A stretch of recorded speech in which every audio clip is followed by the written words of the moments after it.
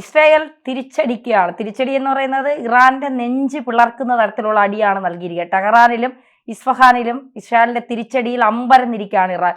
April 8 വെടിനിർത്തൽ കരാർ ഉണ്ടാക്കി അതുമായി മുന്നോട്ട് പോകണമെന്നുള്ള ട്രംപിന്റെ നിർദ്ദേശമൊക്കെ കാറ്റിൽ പറത്തിക്കൊണ്ട് അല്ലെങ്കിൽ എടുത്തോണ്ട് പോയി ദൂരെ കളയട എന്ന രീതിയിലാണ് ഇപ്പോൾ നെതന്യാഹു മുന്നോട്ട് പോകുന്നത്. ഇസ്രായേലിന്റെ ഈ പോക്ക് ജയത്തിലേക്കാണോ അതോ എവിടെയെങ്കിലും വീഴ്ച സംഭവിക്കാൻ സാധ്യതയുണ്ടോ?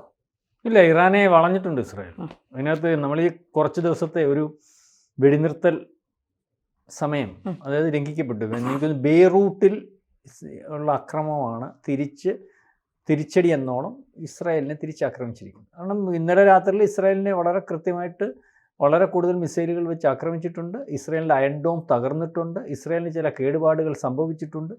പക്ഷേ അതൊക്കെ ഒരുപക്ഷെ ഇറാനെ നേരത്തെ നമ്മൾ പറഞ്ഞതുപോലെ അമേരിക്കയും ഇസ്രായേലും അണ്ടർ എസ്റ്റിമേറ്റ് ചെയ്തതിനപ്പുറം ഇറാൻ ഉണ്ടെന്നുള്ളതിന് തെളിവാണ്. പക്ഷേ ഇപ്പം ഇതിനകത്ത് നേരത്തെ നമ്മൾക്കൊരു ആശങ്ക ഉണ്ടായിരുന്നു. ഇസ്രായേൽ എന്ന് പറയുന്ന രാജ്യത്തിനെ ഇറാനെ ആക്രമിക്കുന്നതിന് വേണ്ടി പല കിലോമീറ്ററുകൾ താണ്ടേണ്ട ഒരവസ്ഥയുണ്ടായിരുന്നു.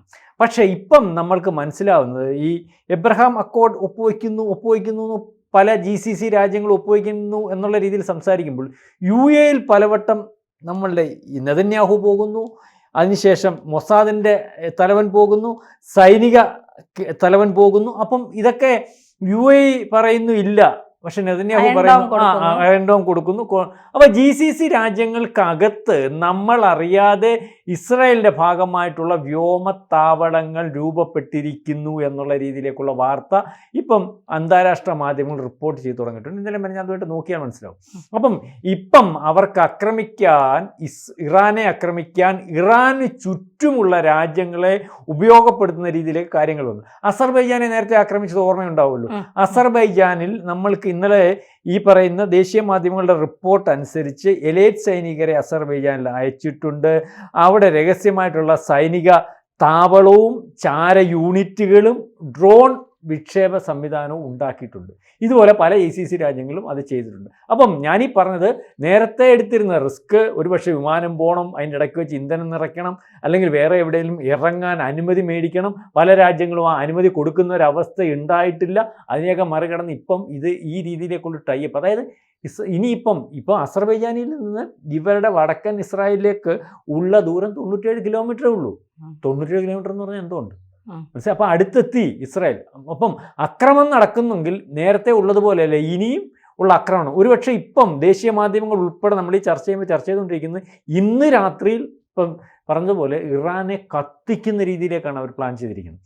കാരണം ഇറാൻ്റെ ആക്രമണം ഒരുപക്ഷെ ഇസ്രായേലിന് ഡോമിനകത്തൊക്കെ ക്ഷീണം ഉണ്ടാക്കിയിട്ടുണ്ട്. കാരണം അവരിതുവരെ ഉള്ളൊരു പ്ലാനിങ് ആയിരുന്നു. മാത്രമല്ല ഇന്നലത്തെ അമേരിക്കൻ പ്രസിഡൻറ്റിൻ്റെ ഒരു പ്രസ്താവന കേട്ടായിരുന്നു, 60 ദിവസത്തേക്ക് യാതൊരു ചർച്ചയില്ലെന്ന്. അതുപോലെ തന്നെ ഇസ്രായേൽ വേറെ കാര്യം നമ്മൾ വിചാരിക്കുന്നുണ്ട്. ഇപ്പം ഇസ്രായേലും ഇറാനും തമ്മിൽ മാത്രമാണോ യുദ്ധം എന്ന് വിചാരിക്കേണ്ടി വരും. അമേരിക്ക ഇതിനകത്ത് പിൻവലിയാൻ ശ്രമിക്കുന്നു. അതുകൊണ്ട് തന്നെ കഴിഞ്ഞ ദിവസം പെൻറ്റഗണിനകത്ത് ഇവരുടെ ചാരസംഘടന അവരെന്താണ് പ്രവർത്തിക്കുന്നത് എന്നതിനെപ്പറ്റി അമേരിക്കയിൽ വരെ ഇസ്രായേൽ വിശ്വസിച്ചിട്ടൊന്നുമില്ല.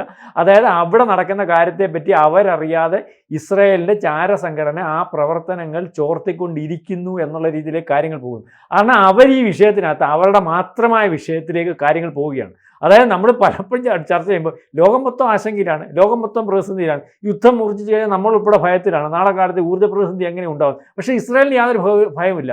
ഏതാണ്ട് ഇസ്രായേലിൻ്റെ ഭയമില്ലെന്ന് പറഞ്ഞാൽ ഇസ്രായേൽ ഈ യുദ്ധത്തിനകത്ത് ആകെ ഗുണമുണ്ടാകുന്ന ഒരു രാജ്യം ഇസ്രായേലാണ്. ഇസ്രായേലിനകത്ത് ഇസ്രായേലിൻ്റെ വിശാല ഇസ്രായേലിലേക്ക് പോവുകയാണ്. ഇപ്പോൾ പറഞ്ഞ ലെബനോണിനകത്ത് വടക്കൻ അല്ലെങ്കിൽ ചില പ്രദേശങ്ങൾ പിടിച്ചെടുക്കുന്നതിന് വേണ്ടിയാണ്. അവിടുന്ന് പോയിട്ടുള്ള 60,000-ഓളം ജൂതന്മാരെ തിരിച്ചു കൊണ്ടുവന്ന് അവിടെ പാർപ്പിക്കുന്നതിന് വേണ്ടിയുള്ള കാര്യങ്ങളാണ്.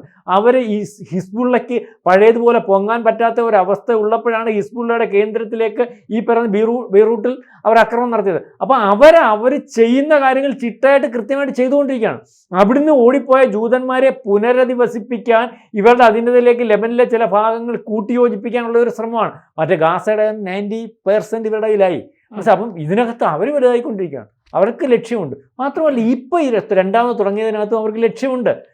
ഇപ്പം നമ്മൾ മനസ്സിലാക്കേണ്ടതെന്ന് പറഞ്ഞാൽ നേരത്തെ കൂട്ടല്ല, വളഞ്ഞു. GCC രാജ്യങ്ങൾ പലയിടത്തും ഈ പറയുന്ന പോലെ ടൈപ്പ് ഉണ്ടാക്കി, അല്ലെങ്കിൽ ഈ പറയുന്ന രഹസ്യ സൈനികരും എലൈറ്റ് സൈനികരും മറ്റ് സ്പോട്ടുകളും കാര്യങ്ങളും മറ്റതും ഒക്കെ ഉണ്ടാക്കിയിട്ടുണ്ട്. അതുകൊണ്ടാണ് പറഞ്ഞത് ഇന്നലെ നടന്ന ആക്രമണം രണ്ടാമതൊരു തുടക്കമാണ്. ആ തുടക്കത്തിനകത്ത് അമേരിക്കയ്ക്കൊന്നും നിയന്ത്രിക്കാൻ പറ്റുന്നൊരവസ്ഥയില്ല. അമേരിക്കയുടെ ദൂതനായിട്ടൊക്കെ ഉള്ള നമ്മുടെ പാകിസ്ഥാനിലൊരുത്തനുണ്ടല്ലോ ജോലി, അവൻ്റെ സൈനിക അസീം മുനീർ, ഇപ്പം അവിടുത്തെ എനിക്കൊന്ന് ആഭ്യന്തര മന്ത്രിയോ അതോ ആരൻ്റെ പറഞ്ഞു വിട്ടിട്ടുണ്ട് ഒരു ദൂതുമൊക്കെ ആയിട്ട്. അവൾ ഖമേനിയെ കാണാൻ, ഖമേനി എന്ന് പറയുന്ന ആൾ ഉണ്ടോ ഇല്ലയോ കിടപ്പാന്നോ ഒന്നും അറിയത്തില്ലല്ലോ. എന്തായാലും ഖമേനിയെ കാണാനെന്ന് പറഞ്ഞിട്ടുണ്ട്. ആ ദൂത് കണ്ടു കഴിഞ്ഞാൽ ഇറാൻ ഞെട്ടുമെന്നോ എന്തോന്നും വെളി വന്നിട്ടില്ല. ഈ രീതിയിലെ കാര്യങ്ങൾ പോകുന്നു. അതിൻ്റെ ഇടയ്ക്ക് ഇയാൾ പറയുന്നു അതുപോലെ തന്നെ 2400 കോടി അല്ലെങ്കിൽ അത്തരത്തിൽ പൈസ ഇവരുടെ ഫ്രീസ് ചെയ്തിട്ടുണ്ടല്ലോ, $1 ബില്യൺ. ആ ഫ്രീസ് ചെയ്തേക്കുന്ന പൈസ കൊടുക്കത്തില്ലെന്ന് പറഞ്ഞു. കാരണം ചർച്ചയ്ക്കകത്ത് തരത്തില്ല. അപ്പം പറയുന്നത് ഇത് ഇവരുണ്ടാക്കി വെച്ച യുദ്ധനാശനഷ്ടമായിട്ട് കണക്കാക്കും. യുദ്ധനാശനഷ്ടമായിട്ട് കണക്കാക്കും. അവന്റെ അവിടെ നടന്ന നാശനഷ്ടത്തിന് ഹമാസിനെ ആക്രമിക്കാതിരുന്നാൽ മാത്രമേ ഹിസ്ബുള്ളെ തീർത്തല്ലോ, ഇനി ലെബനിലെ ഹമാസിനെയാണ് ഇപ്പം ഇസ്രായേൽ നോട്ടം ഇട്ടിരിക്കുക. ഹമാസിനെ ആക്രമിക്കാതിരുന്നാൽ മാത്രമേ ചർച്ചയ്ക്ക് തയ്യാറാണ്. ഹമാസിനല്ല, ഹിസ്ബുള്ളയാണല്ലോ ലെബനിലുള്ളത്. ഹിസ്ബുള്ളെ ആക്രമിക്കാതിരുന്നാൽ മാത്രമേ ഞങ്ങൾ ഈ ചർച്ചയുമായി മുന്നോട്ട് പോകുന്നതാണ് ഇറാൻ പറയുന്നത്. അപ്പൊ ഇസ്രായേൽ പറയുന്നത് അതൊക്കെ അമേരിക്കയുടെ നിങ്ങൾ ചർച്ച നടത്താതിരിക്കുക, അതും ഞങ്ങളുടെ വിഷയമല്ല, ഞങ്ങൾക്ക് സമാധാനത്തോടെ ജീവിക്കണം. അതിന് ഞങ്ങൾ ഹിസ്ബുള്ളെ ഹമാസിനെ ഒക്കെ തീർത്ത് കെട്ടിയിരിക്കും, ഹൂത്തികൾ അടക്കം തീർത്ത് കെട്ടിയിരിക്കും. അതിന്റെ അങ്ങ് അറ്റം കാണുന്നത് വരെ, അവസാനത്തെ ഹമാസിനെയും ഹിസ്ബുള്ളയും തീർക്കുന്നത് വരെ ഞങ്ങൾ പോരാടുക തന്നെ. ഇറാന്റെ പ്രോക്സികളല്ലേ.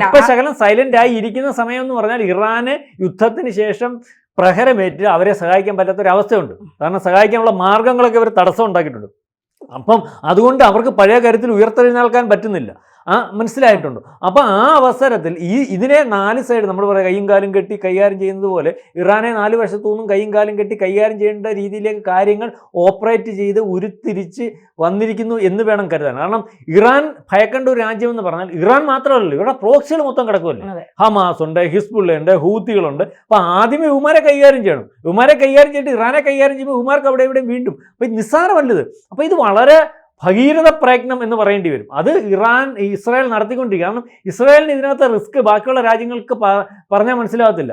കാരണം 1% സാധ്യത ഉണ്ടെങ്കിൽ അവൻ ആദ്യം അറ്റാക്ക് ചെയ്യുന്ന ഇസ്രായേലിനെ അറ്റാക്ക് ചെയ്യാൻ പറ്റുമെന്ന് വെച്ചാൽ അത്രയും ചെറിയ രാജ്യമാണ്. ഏതാണ് 1 കോടിക്ക് അകത്തുള്ള ആൾക്കാരേ ഉള്ളൂ. അപ്പോൾ അവർക്ക് റിസ്ക് എടുക്കാനേ പറ്റത്തില്ല. അപ്പോൾ അവരാ റിസ്ക് എടുക്കത്തില്ല എന്ന് പറയുന്നത് ഈ രാജ്യത്തിനകത്ത് ഇറാൻ എന്ന് പറയുന്ന രാജ്യം ഈ രീതിയിൽ നിൽക്കുകയാണ്. ഇപ്പോൾ ഇറാൻ ആകപ്പാടെ പ്രശ്നമായി. നേരത്തെ തുടക്കത്തിലുള്ളതുപോലെയല്ല.